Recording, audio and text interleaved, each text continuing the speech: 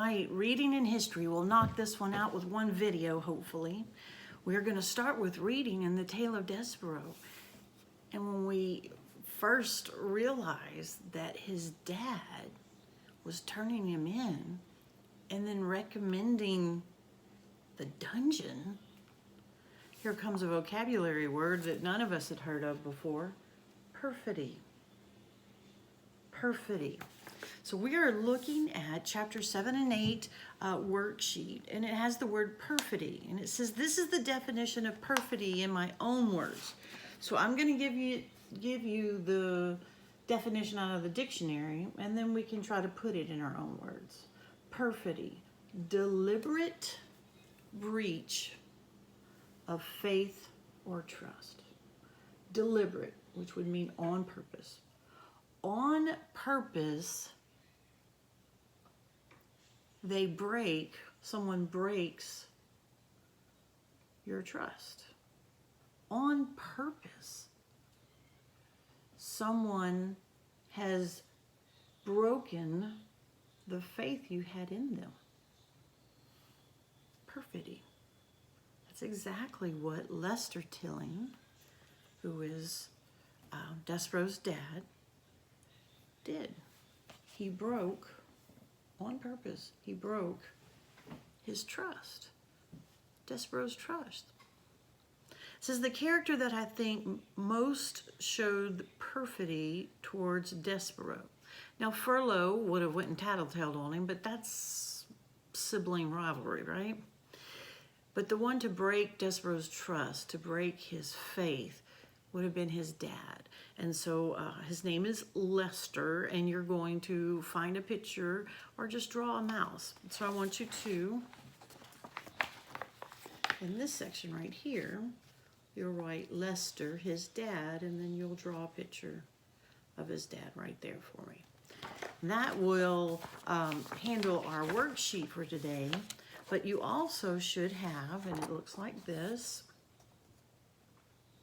it's a summary, or like a little quiz, that goes over chapters 1 through 7. You have sequencing, put one in front of the other, which one goes first, and then you have multiple choices, 1 through 5. That's it. Well, once you finish those, I want your mom to take a picture of this quiz and send it to me. Yes, if you need to use your book, you're more than welcome to. Okay? If you want to use your notebook, you're more than welcome to.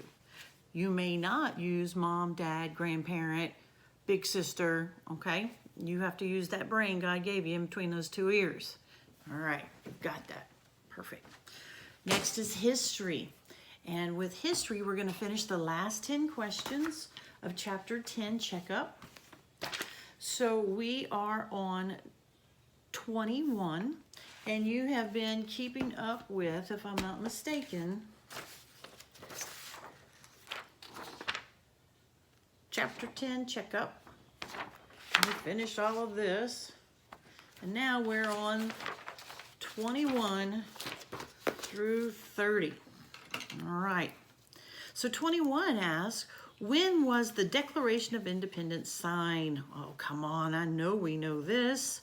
July 4th. What? No, not 1976, 1776. July 4th, 1776. All right. Here we go. 22. Near what city did Washington and his men cross an icy river to surprise the Hessians? The city is Trenton. Trenton is spelled T-R-E-E-N-T-O-N. Trenton. Okay? Would have been Trenton, New Jersey. But Trenton. Good. On 23, on what day did George Washington present the new American flag to Congress? Okay? It's what we know as today as Flag Day. Not that I would think any of you would know what that day actually is, but you're going to write Flag Day, and George Washington presented it on June 14th, 1777. Flag Day. Got it? Okay. 24. What is often called the turning point of the War of Independence? Called the turning point. It was the Battle of Saratoga. The Battle of Saratoga. S-A-R-A-T-O-G-A, Saratoga.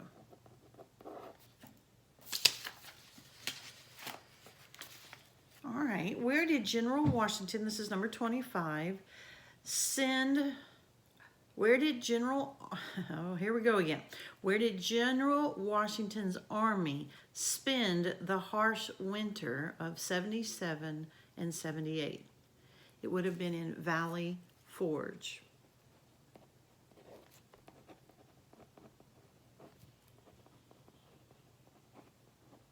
In Valley Forge, F-O-R-G-E, Forge. 26. Whose bold adventures captured British forts in the Northwest Territory? Do you remember? We'd have to look back on that one. What bold adventures captured British forts in the Northwest Territory? George Rogers Clark.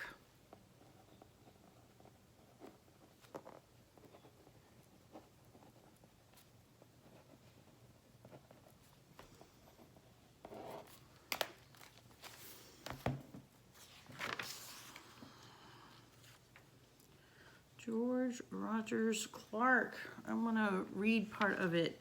I'm on page 116 in your book, if you'll turn there.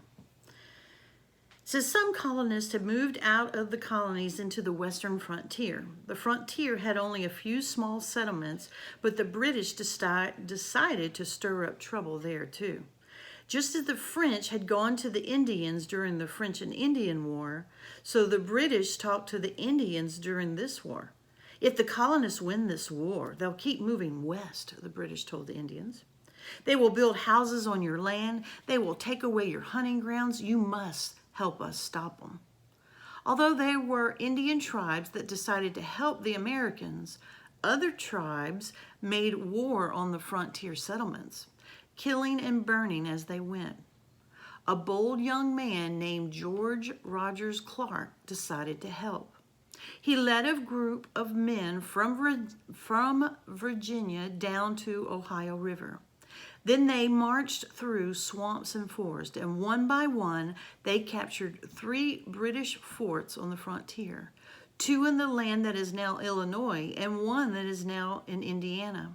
The British had lost control of the Northwest frontier. Because of George Rogers Clark's courage, the Indians became less of a problem to the frontier settlements in the land north of the Ohio River. This land would soon be known as the Northwest Territory. There you go. So 26 is George Rogers Clark. All right, 27. What Scotsman was determined to help the American Navy be successful? And you are going to write John Paul Jones. What is the name of his ship? Bonhomme Richard. I'm sure I'm mispronouncing that. In his most famous victory, what ship did Jones capture? The Cerberus? All right, let me see if I can't write those so that you can read them. Yes? Well, so much for packaging, right? Yikes. All right, let's see if I can't write this neat enough for you to see. So 27, it asked, who was the Scotsman? John Paul Jones. The name of his ship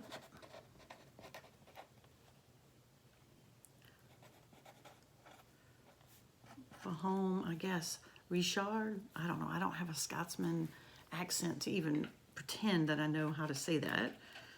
All right, and part C of this, his famous capture was the Serapis. That was the name of another ship that he would have captured. All right, can you see those? I'm gonna hold it real still. All right, you can pause it if you need longer time than that. Number 28. Which general led the British Army near the end of the war and eventually surrendered? Yes, General Lord Cornwallis. All right. So, General Cornwallis, C-O-R-N-W-A-L-L-I-S. General Lord Cornwallis. So you can see it? Good. All right. When the war shifted to the southern colonies, who was sent to lead the American forces? Nathaniel Greene. Nathaniel Greene.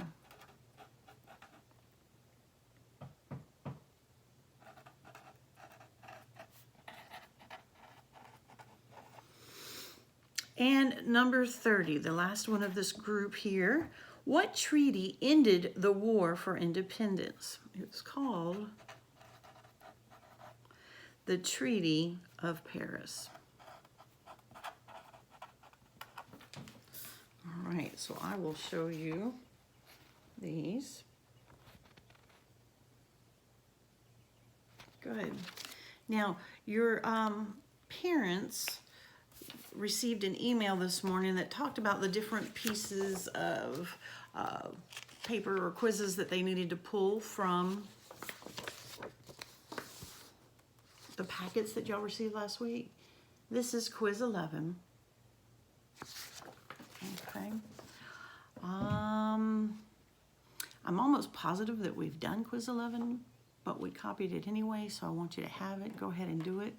Money that people pay to the government, 2 nicknames, lobster bag, red coat, yeah, The King of England during the War of Independence, okay? So you'll use this, you'll see where it says use pages 100 through 107, all right? We're gonna complete that one, take a picture of it, send it to me. Then we'll do 12 tomorrow, and then we will begin part of the test. It's all going to be open book, and I know you can do this. You can use your binder that has previous information in it, your chapter 10 checkup, then you have your book. I just don't want you to use mama, okay, or daddy, or grandparent, or aunt, or uncle. What I need you to do is to be on your honor system and you use your book and you keep going. If there's things that you don't understand or you need read to you, then absolutely, that's why we're there. You would come up to me and say, I don't know what this word means, or how do you say this? I would answer that for you. I might even say, hey, why don't you go back on number 7 and reread another paragraph on that, okay? That's what we're doing. So your parents are going to not take the quiz for you, but they're going to assist in the sense that they're giving you the paper, you've got your book, and you are able to work and do your best. That's all that I ask. Love you guys.